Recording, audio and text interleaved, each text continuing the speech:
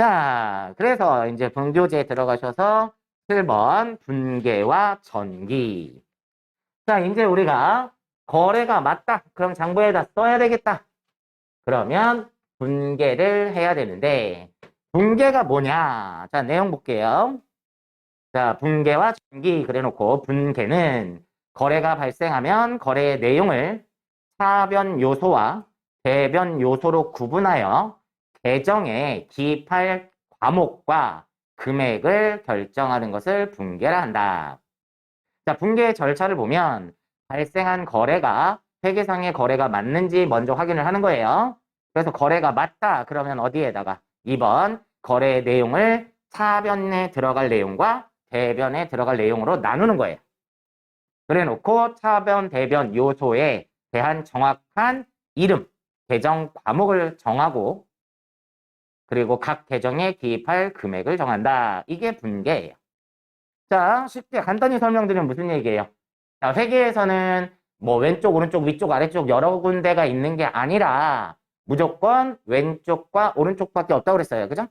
그러면 일단 분계라는 걸 하려면 자, 이렇게 나눠서 왼쪽을 차변이라고 한다고 그랬죠? 오른쪽을 대변이라고 하는 거예요. 이렇게 나눠 놓고 차변에 들어갈 요소를 차변에 써주고 대변에 들어갈 요소를 대변에 써준다. 이게 분계예요. 되셨나요? 그러니까 분계를 할 때 많은 분들이 분계가 많이 어렵다고 얘기를 해요. 근데 저는 그렇게 생각 안 하는 게 왼쪽, 오른쪽, 그러니까 차변, 대변 두 군데밖에 없는데 왜 고민을 하냐는 거죠. 자, 그래서 고민을 하는 이유는 분계를 못하는 이유는 크게 딱 두 가지밖에 없어요. 두 가지만 잘하면 돼요. 어제 우리 배운 뭐하고 거래의 8요소 있었죠? 그죠? 거래의 8요소를 기억을 못하시면 분계를 못해요.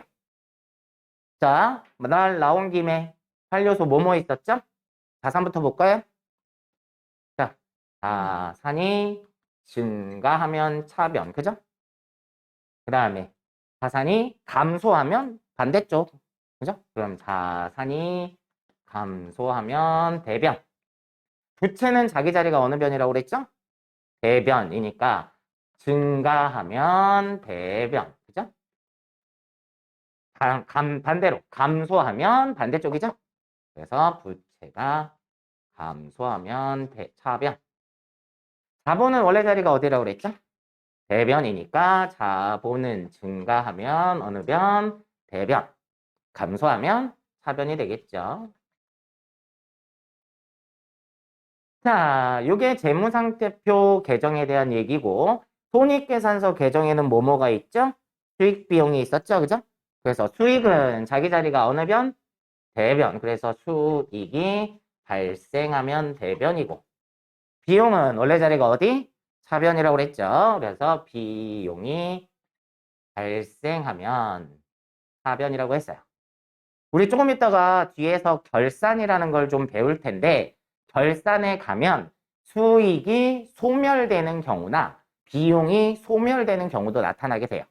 그래서 자, 수익이 발생하면 대변이었죠. 그래서 소멸하면 어느 변? 차변이란 얘기예요. 그래서 수익이 소멸되는 경우도 있더라. 마찬가지로 비용이 발생했었는데 소멸하는 경우도 있다라는 거예요. 그래서 비용이 소멸하는 경우도 있다. 자, 요거는 조금 이따가 결산 배우면서 하게 될 거예요. 그래서 일반적으로는 거래 8요소라고 얘기하지만 저는 그냥 10요소라고 얘기를 한다고 그랬죠. 자, 이건 무조건 머릿속에 있어야 돼요. 이게 없으면 뭘 못한다고요? 분계를 못해요. 자, 두 번째 요소. 뭐를 못하면 분계를 못해요? 계정, 과목을 암기를 못하면 분계를 못해요. 근데 여러분 집에 가서 혹시 계정 과목 막 암기해 봤어요? 안 했죠? 그렇게 안 하셨잖아요. 아무도. 그런데 여러분들 머릿속에 지금 생각나는 계정 과목들이 있죠? 그쵸? 그거예요. 그러니까 계정 과목을 무조건 암기하려고 하지 말고 자주 사용을 하면 암기가 되게 돼 있어요.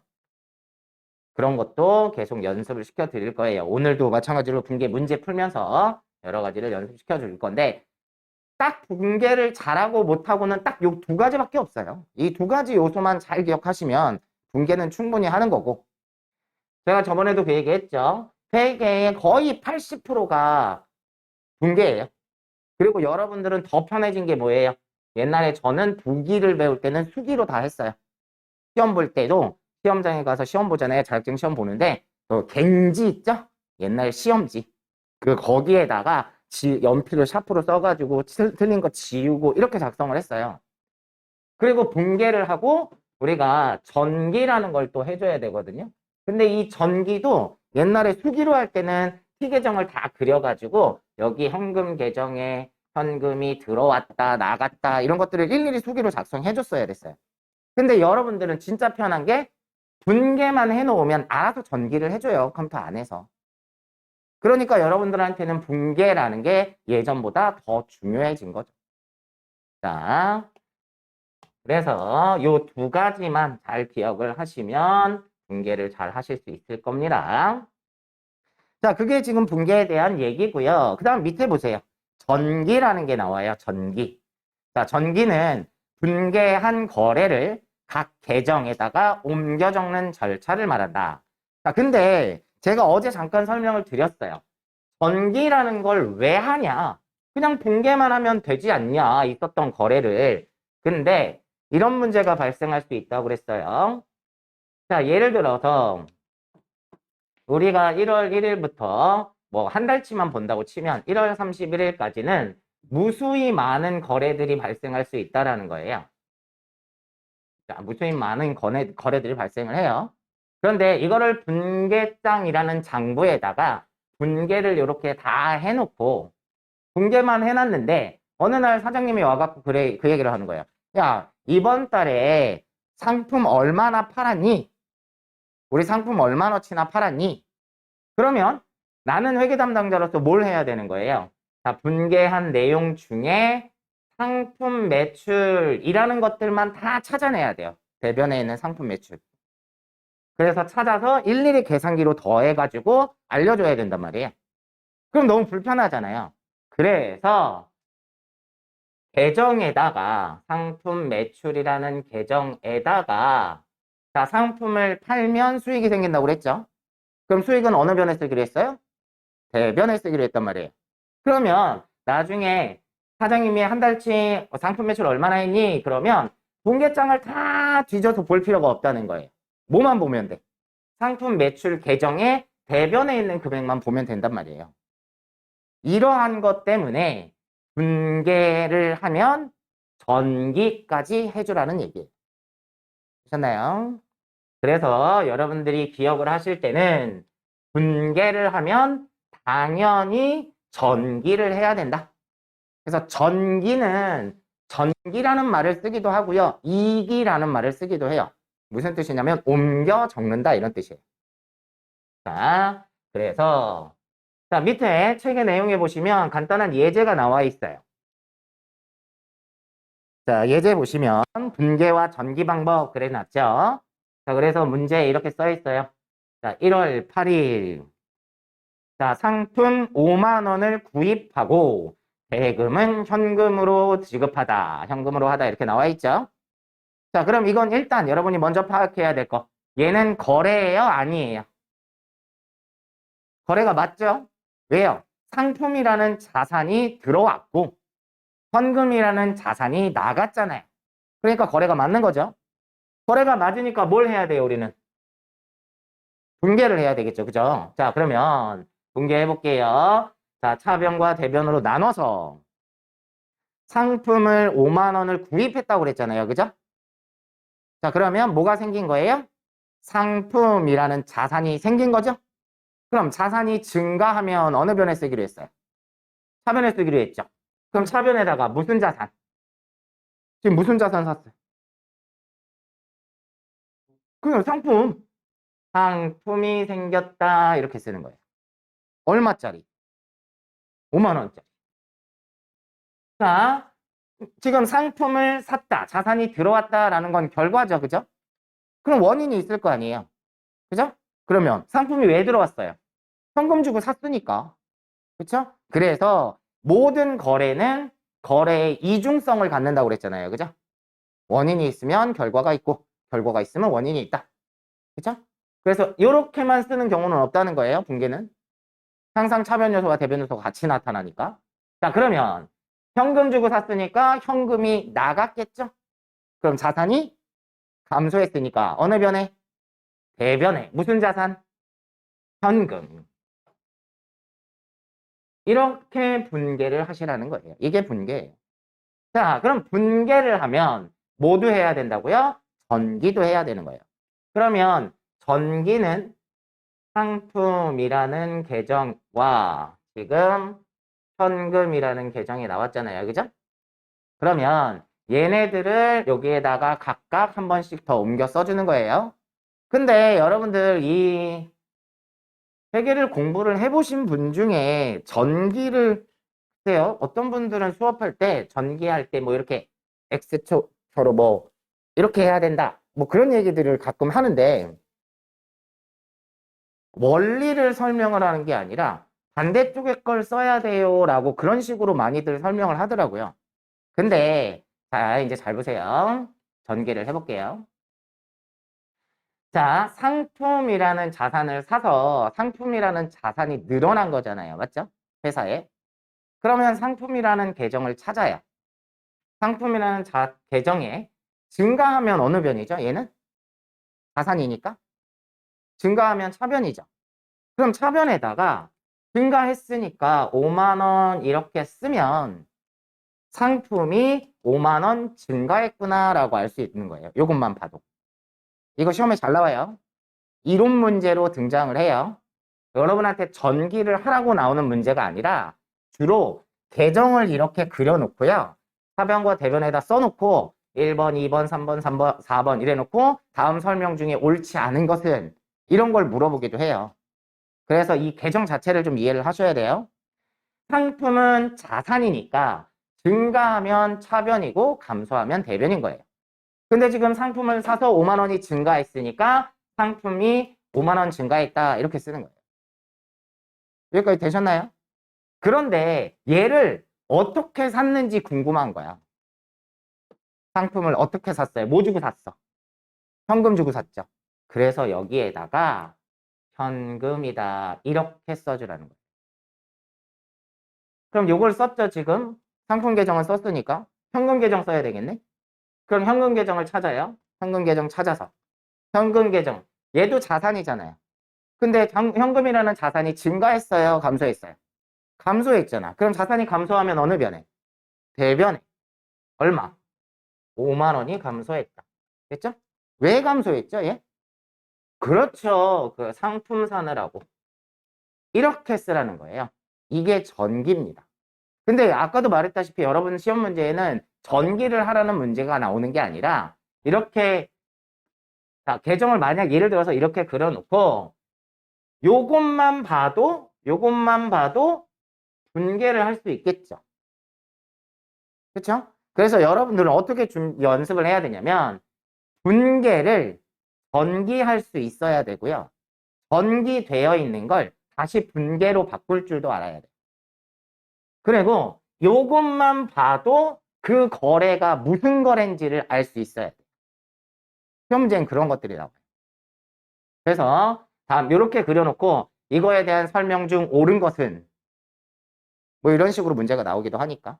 그러니까 여러분들이 분계를 전기할 수 있어야 되고 전기되어 있는 걸 분계로 바꿀 수도 있어야 돼요. 되셨나요? 자, 이게 전기하는 방법인데 자, 밑에 하나 더 해볼게요. 밑에 보시면 이번에는 상대 계정 과목이 2개 이상인 경우 이랬어요. 자, 거래 내용을 보시면 1월 8일 상품 8만 원을 구입하고 대금의 절반은 현금으로 지급하고 나머지는 외상으로 하다 그랬어요. 자, 그러면 얘도 분개를 해볼까요? 자, 1월 8일 상품 8만 원을 구입하고 그랬어요. 그죠? 그럼 뭐가 생겼어요? 자산이 생겼어. 자산이 증가했으니까 어느 변? 하변에 무슨 자산? 상품이라는 자산. 얼마짜리? 8만 원짜리가 생겼어요. 자, 그리고 대금의 절반은 현금으로 지급했대요. 그럼 뭐가 나가요? 자산이 나가죠? 무슨 자산? 현금이라는 자산이 나가면 자산이 감소했으니까 어느 변? 대변에다가 무슨 자산? 현금. 얼마? 절반이라고 그랬으니까 4만 원이 나갔고. 자, 그 다음에 나머지는 외상으로 하다 그랬어요. 그럼 외상이면 아직 안 준 거죠? 나중에 갚아야 될 부채가 생긴 거예요. 부채가 증가하면 어느 변에? 대변에. 자, 상품을 사고 외상으로 하면 부채 이름이 뭐죠? 외상 매입금. 얼마? 4만 원. 이렇게 되는 거죠. 되셨나요? 분개를 할 때요. 이게 분개를 많이 하다 보면 어떤 일이 생기냐면 습관적으로 차변 나왔어? 그럼 다음엔 대변 나오겠네? 이렇게 짐작하시는 분들이 있어요. 이렇게 짐작하시면 분개를 틀리게 돼요. 제가 지금 분개하면서도 여러분한테 어떻게 하고 있어요? 자산이 증가했으니까 차변에. 그죠? 자산이 감소했으니까 대변에. 부채가 증가했으니까 대변에. 이렇게 얘기를 하죠. 여러분 항상 그걸 머릿속으로 생각을 하고 분개를 하셔야 돼요. 제가 학생들 가끔 수업하다 보면 학생들은 막 모르겠어요. 막 마음이 급한가 봐. 빨리 하고 싶나 봐. 그러니까 차변 나왔으니까 다음에 대변이겠지. 이런 경우들이 있어요. 그런 분개를 많이 틀려요. 그러니까 분개 쓰는 거는 우리 어제 배울 때 자산의 증가는 차변. 어제 그거 해봤죠? 연습 문제. 그거를 기본적으로 머릿속에다 두고 쓰셔야 되는 거예요. 짐작하시면 안 됩니다. 차변이 2개가 나올 수도 있고 3개가 나올 수도 있고 그럴 수 있으니까. 그래서 항상 그걸 염두에 두고 분개를 하셔야 돼요. 자, 그러면 이제 전기를 해볼게요. 무슨 계정하고 상품 계정하고 현금 계정하고 외상 매입금 계정하고. 자, 그러면 상품이 증가했잖아요. 그죠? 자산이 증가했으니까 상품 계정 찾아서 증가하면 어느 변에? 4변에. 얼마? 8만 원. 그런데 상품을 샀는데 뭐 주고 샀다는 거예요? 2가지죠. 현금하고 외상하고. 2개 다 쓸 수가 없어요. 그래서 이런 경우에 둘 중에 한 명만 쓰면 삐져요. 그래서 아예 둘 다 안 쓸 거예요. 그래서 뭐라고 쓰냐? 그때는 제좌다 이렇게 써요. 둘 다 안 쓰겠다 이런 뜻이에요. 자, 근데 전기를 할 때는 앞에다가 날짜를 원래 이렇게 써줘야 돼요. 그래야 찾을 수가 있어요. 그럼 이렇게만 보면 이 전기되어 있는 걸 분계로 바꾸기가 어렵다는 거죠. 왜냐면 계정 과목이 2개 이상이라는 얘기니까. 그러니까 날짜를 또 써서. 자, 그 다음에 현금이 나갔어요. 자산이 감소했으니까 어느 변에? 대변에. 얼마? 4만 원. 왜 나갔어요? 상품 사느라고 나간 거죠. 얘도 뭐 1월 8일 이렇게 날짜 써줘야 되고. 그 다음에 요것도 했으니까 요거 해야죠. 자, 외상매입금은 자산이에요? 부채예요? 부채잖아요. 그죠? 그럼 부채가 증가하면 어느 변? 대변에. 얼마가 증가했어? 4만 원. 왜 증가했죠? 그렇죠. 상품 사느라고. 이해되셨나요? 요렇게 전기를 하시란 얘기입니다. 그러면 나중에 내가 이거에 대해서 파악을 하고 싶으면 날짜별로만 확인을 하면 돼요. 그러면 알 수 있겠죠, 요거. 이해되셨나요? 자, 그래서 전기를 하는 방법이 중요한 게 아니라 전기되어 있는 걸 여러분들이 보고 그 거래를 파악할 수 있어야 된다는 거예요. 그건 시험 문제 나옵니다. 반대로 얘기하면 여러분들이 이거는 실무에 나가서 쓸 일이 없어요. 분개만 하면 알아서 다 해주니까. 쓸 일은 없는데 우리는 자격증 시험을 봐야 되니까 자격증 시험에 이런 내용들이 나와요. 이해되셨나요?